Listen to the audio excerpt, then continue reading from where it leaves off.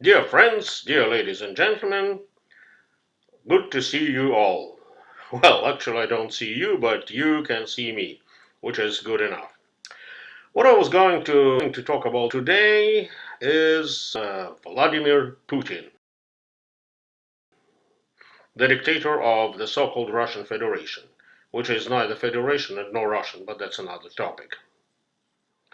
The reason I'm going to talk about that war criminal is that as of today, due to the efforts of all sorts of propaganda sources and mass media that are, of course, neither free nor objective, many of us, of those who are trying to fight for whatever is left of our freedom, naively believe that Russian leader and Russian Federation are sort of an alternative to the so-called New World Order. Of course, they are not. They are part and parcel of that New World Order, and I have already shared with you once what Mr. Klaus Schwab said about Vladimir Putin. Let me repeat it here. Even Vladimir Putin and so on, they all have been young global leaders of the World Economic Forum. Even Vladimir Putin, Vladimir Putin and so on, they all have been young global leaders of the World Economic Forum. Did you hear that? Good. And now I would like to share with you the information provided by one American of Russian Jewish background who was once part of the inner circle of Vladimir Putin. His name is Leon Weinstein, and I'm going to synchronously translate for you from Russian into English what he can share with you about Vladimir Putin and his lovely and wonderful career.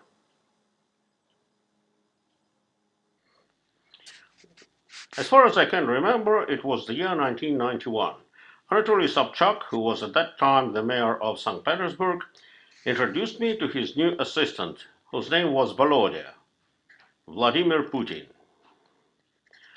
I will be more than happy, said Sobchak, that you could establish good working relationship with my assistant. In fact, it was a dirty game performed by the Russian secret services that replaced the previous assistant of Sobchak, whose name was Shutev, and Shutev was replaced by Vladimir Putin. That's how his career started, the career that led him to the position of the President of Russia. Right now I can say that probably thanks to my good, wise wife, I refused the proposal of Sobchak. He offered me to become the head of the fund of the restoration of St. Petersburg, and it was my luck that I listened to the advice of my wife. By the way, my children also agree with me, and they believe that I was lucky that I managed to get out of that booby trap. Vladimir Putin started his career with Sobchak in the early 90s, when at first he started to take care of the port of St. Petersburg. And later he became responsible for all the export of raw materials from St. Petersburg, and in exchange, St. Petersburg was supposed to receive foodstuff from the West. The portrait of the national leader of Russia, which I am trying to offer you, is based exclusively on the open sources from Russian mass media of the 90s. But let's start with the facts. So, number one, on the 13th of May 1991, in Vaduz, the capital of Liechtenstein, one lawyer, whose name was Rudolf Ritter, was arrested. A little bit early, Western media published a number of articles according to which Ritter was labeled as an agent of Colombian drug cartels as well as of Russian mafia. According to the same articles, Vladimir Putin was Ritter's boss, at least when he was working in St. Petersburg. Those days, Vladimir Putin was responsible in the office of the mayor of St. Petersburg for international relations. Officially, by the way, Putin was only a consultant of the mayor of St. Petersburg. In the middle of the 90s, a special commission headed by Salye and Gladkov investigated some operations organized by Vladimir Putin, the essence of which was the export of raw materials and metals from Russia.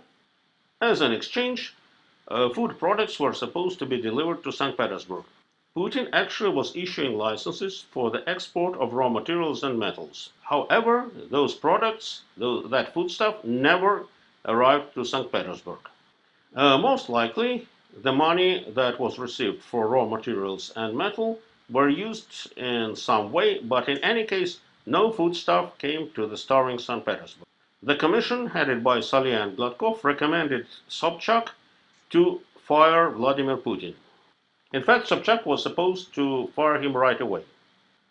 Nevertheless, the mayor didn't go for that, and again, according to the media of St. Petersburg, Mayor Sobchak was getting some provision from all those projects. That's why he never fired Vladimir Putin. Number 3. Vladimir Putin took a very active part in the privatizing of the Baltic Shipping Company. Within that project, Mr. Putin was selling Russian boats for dumping prices. And all those operations went through well-known criminal boss, Mr. Treber. Later, Putin was taking part in the privatization of the alcohol company Samtrest. That was done through the help of another criminal boss, whose name was Misha Kutaisky. Hotel Astoria was also privatized next year with the help of Vladimir Putin, who got 40% of all the shares. Putin wanted to get way more than 40%. However, there was a problem. 60% of the shares were acquired by one Mr. Sabotage, very interesting last name, who owned another liquor factory in St. Petersburg. Putin threatened Sabotage that he would burn his liquor factory to the grassroots, and finally the two parties reached a compromise. Sabotage paid Vladimir Putin 800,000 US dollars. Number 4. With the help of vice governor of St. Petersburg, whose name was Grishanov, who was the former commander of the Russian Navy in the Baltics, Putin started selling to the West the combat boats of the former Russian Baltic fleet. More than that, together with Sobchak, Putin managed to open a new seaport in Lomonosov, which had been a military seaport before. And through that new seaport, drugs were coming to St. Petersburg.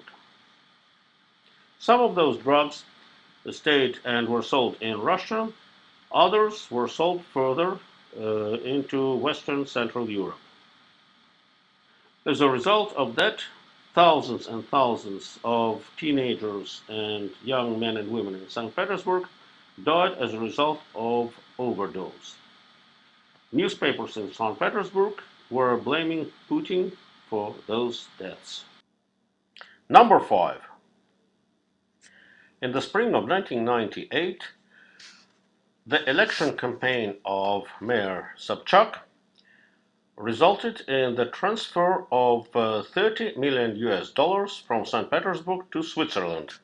And Putin actually organized that transfer. All the materials connected with that mysterious transfer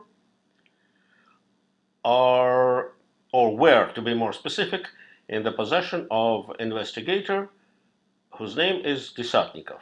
Of course, it's self-explanatory now that neither Desatnikov nor those materials do exist these days. Number 6. Excerpts Corporation that was created by Vladimir Putin together with two members of parliament, Nejeshin and Goldman, transferred to Spain a considerable sum of money from the budget of the city of St. Petersburg that actually were set aside for the creation of the business center Peter the Great in St. Petersburg.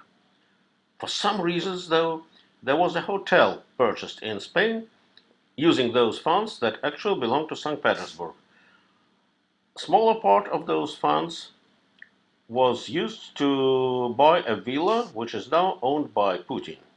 Self-explanatory, no business center was ever built in St. Petersburg. The villa which we're talking about still exists in the Spanish town of Benidorm. Number 7. On December the 12th of the year 1997, a Cherokee Jeep, which belonged to Vladimir Putin, with Vladimir Putin on board, hit to death Denis Lapshin, who was 5 years old only. Putin's driver, whose name was Zykov, was never arrested, and pretty soon the case was closed. Number 8. When Putin took part in the privatization of the 11th channel of Russian TV, the law was broken. There was a criminal case that was kept by an investigator whose name was Vanushin. Basing on the materials of that case, general director of the new private company was financing Putin's wife's vacations abroad. That company, called Russian Video, was also known for illegally producing porno movies. All the related materials are in the hands, or were in the hands, of an investigator whose name is Lyseiko. I strongly believe that both Lyseiko and those materials have already disappeared, although I'm not so sure, you never know. Number 9. Being a vice mayor of St. Petersburg, Putin was issuing licenses for a number of casinos, and for each of those licenses, Putin was receiving bribes varying from 100 to 300,000 US dollars. Putin also owned all elite nightclubs in St. Petersburg.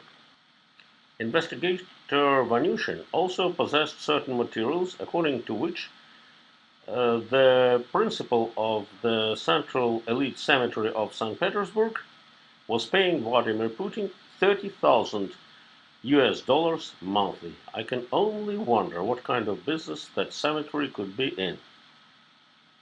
Number 10. Putin organized a system of selling orphans abroad through the Central Orphanage of St. Petersburg. By the way, that has nothing to do with adoption. Adoption was going through other channels. We can only wonder who was buying Russian orphans and for which purposes. Don't you think that, basing on what I've shared with you, Putin is a really scary person? Please note that we're not talking about what Putin was doing in the 21st century.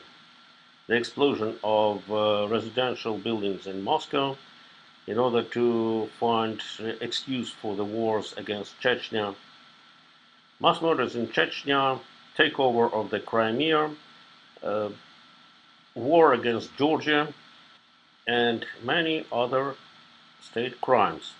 This is the national leader of Russia. Oh, you probably think that your friend Vladimir Putin will stop in Ukraine if he wins the war. I hope he never wins it. No, no, no. Watch this and read English subtitles.